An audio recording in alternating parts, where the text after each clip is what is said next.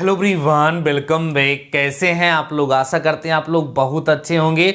Dear students, आज के इस वीडियो में हम पॉलिटेक्निक एंट्रेंस एग्जाम प्रिपरेशन से रिलेटेड साइंस के एक बड़े ही इंपॉर्टेंट टॉपिक के बारे में डिस्कस करने वाले हैं, जिस टॉपिक का नाम है बच्चों कॉम्बिनेशन ऑफ रजिस्टर्स। इसके पहले मैंने ओम्स लॉ और रजिस्टेंस पे बेसिस वीडियोज आपको प्रोवाइड करा दिए हैं। अगर आप लोगों ने उसको नहीं देखा है तो यूट्यूब पे जाकर के आप सर्च करिएगा Ohm's law by DD mathematical solution, आपको एक बेहद इंपॉर्टेंट वीडियो मिल जाएगा और उसको आप लोग देख लीजिएगा। डियर स्टूडेंट्स, आज के इस वीडियो में हम ये डिस्कस करेंगे कि ये जो कॉम्बिनेशन होता है रेजिस्टेंस का योग क्यों किया जाता है, साथ ही साथ जो रेजिस्टेंस का कॉम्बिनेशन होता है कितने तरह का होता है, दो तरह का, पैरेलल और सीरीज होता है। पैरेलल में कैसे जोड़ते हैं, सीरीज में कैसे जोड़ते हैं, दोनों में डिफरेंस क्या होता है, कब पैरेलल रेजिस्टेंस को जोड़ा जाता है, कब सीरीज में, किसके क्या फायदे हैं, किसके क्या नुकसान है, इस वीडियो में कंप्लीट डिस्कस करने वाला हूं। सो वीडियो बहुत ही ज्यादा इंपॉर्टेंट होने वाला है। तो अगर आप भी पॉलिटेक्निक एंट्रेंस एग्जाम की प्रिपरेशन कर रहे हैं और चैनल पे नए हैं तो चैनल को सब्सक्राइब कर लेना, साथ ही साथ वीडियो को लाइक करके कमेंट सेक्शन में अपना प्यार दिखाना बिल्कुल मत भूलिएगा। तो आइए बच्चों, आज का इस वीडियो को हम लोग स्टार्ट करते हैं और समझते हैं। आज का हमारा टॉपिक है कॉम्बिनेशन ऑफ रेजिस्टेंस। बहुत ही इंपॉर्टेंट क्लास ये होने वाली है, खूब ध्यान से सुनिएगा। अगर आपने इस पूरे के पूरे वीडियो को खूब ध्यान से समझ लिया और देख लिया तो आपके एग्जाम में कम से कम 2 क्वेश्चन जरूर से जरूर करेक्ट हो जाएंगे। टॉपिक का नाम है कॉम्बिनेशन ऑफ रेजिस्टेंस, इसको बोलते हैं बच्चों प्रतिरोधों का संयोजन।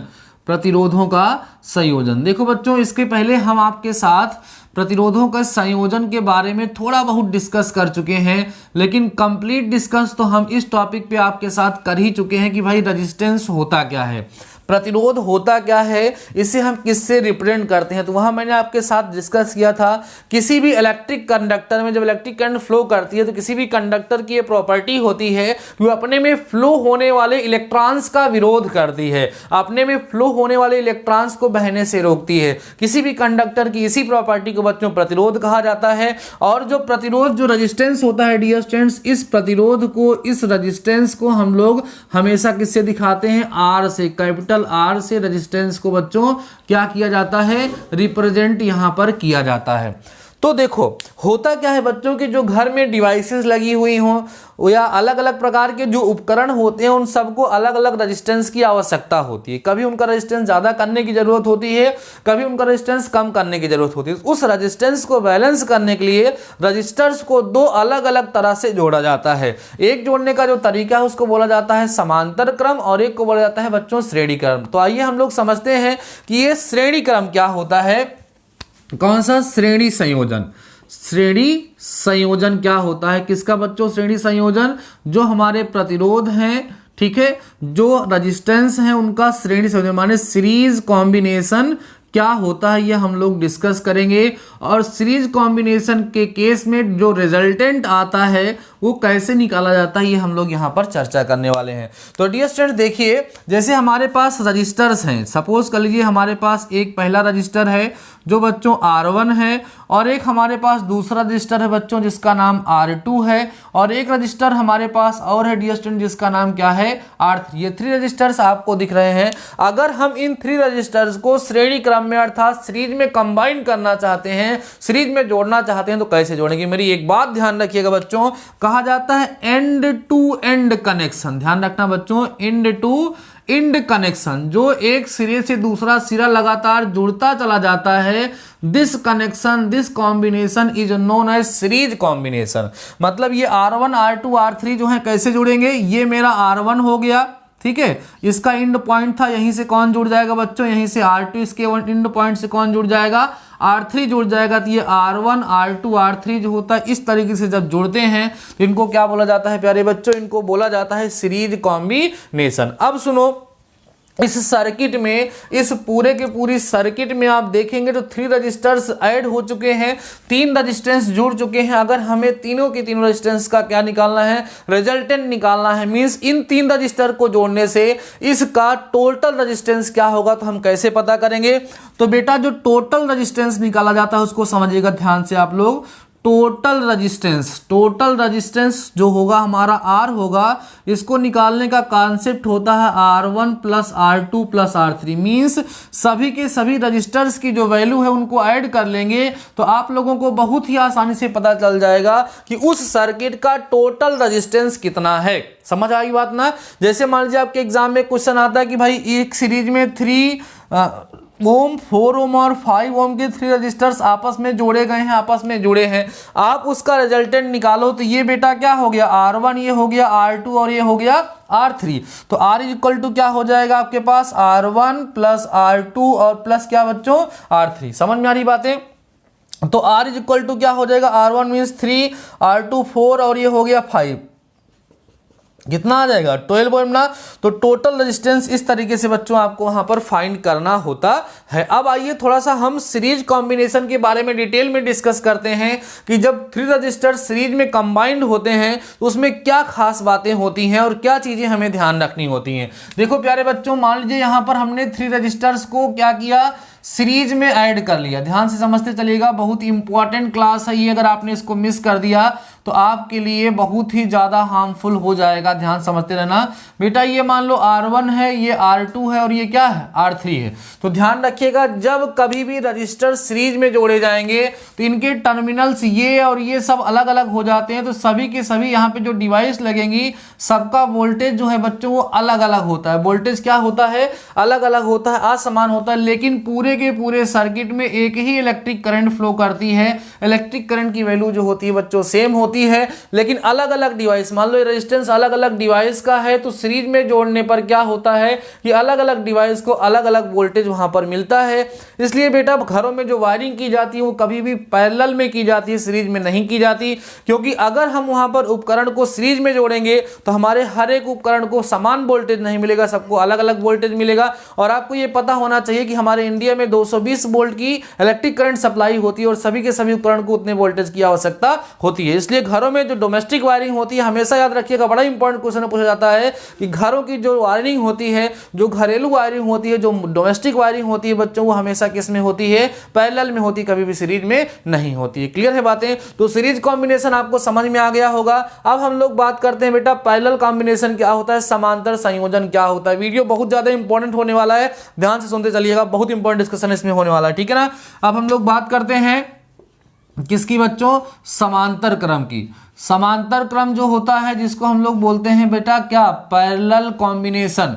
क्या बोलेंगे, पैरेलल कॉम्बिनेशन बोलेंगे बच्चों। ये पैरेलल कॉम्बिनेशन क्या होता है, पैरेलल कॉम्बिनेशन में क्या होता है बच्चों, जो रजिस्टर्स हैं वो एक दूसरे के पैरेलल जोड़े जाते हैं। जैसे अगर हमारे पास रजिस्टर्स हैं तो उनको ऐसे जोड़ा जाएगा। ध्यान समझिएगा बच्चों, जैसे एक रजिस्टर मान लीजिए यहां से जुड़ करके ऐसे बन गया, एक ये बन गया देख लीजिए, और एक बच्चों यहां से ये बन गया। ठीक है। अब यहां पर क्या हो रहा है, इसको ला करके यहाँ पे सेल से कनेक्ट कर दिया गया। ठीक बच्चों।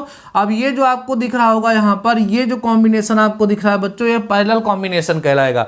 यहाँ पर 3 रजिस्टर्स आपके पास हैं, देखो R1, R2 और R3। और यहाँ पर जो आपका टोटल रजिस्टेंस मिलेगा, ध्यान देना, टोटल रेजिस्टेंस जो मिलेगा बच्चों उसका फार्मूला होगा 1/R is equal to 1/R1 plus 1/R2 plus 1/R3, माने रेसिप्रोकल का सम के इक्वल होता है।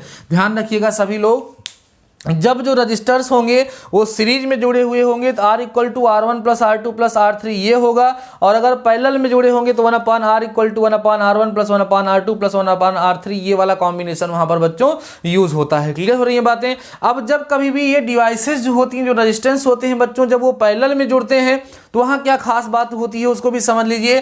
देखो बच्चों, इस सिचुएशन में जैसे ये पॉइंट ए है, पॉइंट बी, जो दो टर्मिनल है, तो यहां से लेकर के यहां तक का जो वोल्टेज होता है बच्चों वो समान होता है। तो जब हम लोग पैरेलल में किसी डिवाइस को कनेक्ट करते हैं तो वहां से ये खास बात ये होती है, वहां पर ये फायदा ये होता है बच्चों कि इस सिचुएशन में सभी के सभी डिवाइसेस जो घर में लगी हुई होती हैं, भले ही सबका रेजिस्टेंस अलग अलग है लेकिन सबको समान वोल्टेज वहां पर मिल जाता है। ठीक है, बातें समझ में आ रही हैं। आगे बात करते हैं बच्चों, तो इसमें अलग करंट आता है, इसमें अलग आएगा। ठीक है, इसमें अलग, सब में अलग अलग करंट मिलता है। जिस तरह की जो डिवाइस होती है, जिसको जितने इलेक्ट्रिक करंट की जरूरत होती है उसको उतना ही इलेक्ट्रिक करंट मिलता है, ये इसका फायदा होता है। तो डियर स्टूडेंट्स, आपको ये समझ में आ गया होगा कि सीरीज कॉम्बिनेशन क्या है और पैरेलल कॉम्बिनेशन क्या है, सीरीज कॉम्बिनेशन की जब बात करेंगे तो R equal to R1 plus R2 plus R3 formula use होगा। पैरेलल की बात करेंगे तो 1/r equal to 1/r1 plus 1/r2 plus 1/r3 ये वाला फार्मूला यूज होगा। फार्मूला याद रखिएगा, इसके बेसिस पे मैं आपको क्वेश्चन भी सॉल्व कराऊंगा, ठीक है।